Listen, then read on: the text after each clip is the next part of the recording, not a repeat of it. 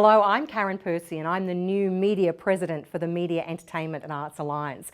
I remember when I first joined the union, it was back in 1987 when it was called the Australian Journalists Association. I was the new television cadet at the ABC in Adelaide. The union rep came up to me and signed me up there and then. Can't remember whether it was my first day, my first week or my first paycheck, but there it was. I'm really thrilled to say that that man voted for me in this election. So thanks, Stevie. Look where I am now. I've had a long and fulfilling career. Over the decades, I've been able to move through the ranks, get pay rises. I was a foreign correspondent where I ran a bureau and was in charge of people.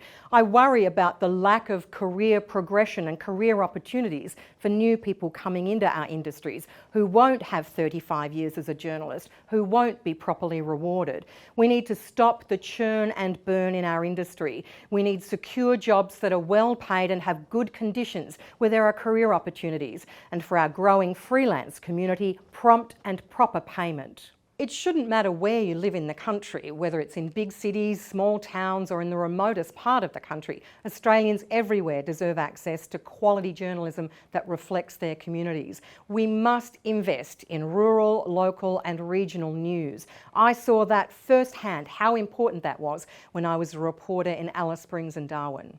It's crucial that we rebuild trust with our readers, our listeners, our viewers. MEAA's Code of Ethics has been around for more than 80 years and these are great guiding principles for journalists. While we act in the public interest, we cannot forget the personal impact the stories have. And that's why I'm really passionate about trauma-informed reporting, where respect and compassion are at the centre of everything we do, to protect the people and to protect ourselves. We must also reflect the communities that we live in all their wonderful combinations and permutations. We know we have a diversity issue within the media sector.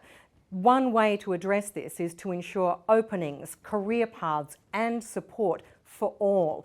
I'm only the second woman president of the media section. I'm really proud to be here, but I want to be sure that every media member has the opportunity to stand in these shoes. Each year, Australia slips down the world rankings on press freedom. Every day, journalists here are prevented from doing their jobs through government obfuscation, courts that are increasingly closed rather than open, and the joke that is our freedom of information regime. Government legislation and increasingly government and business practices are hindering accountability and transparency. A mature democracy, a credible society is not afraid to let the light in.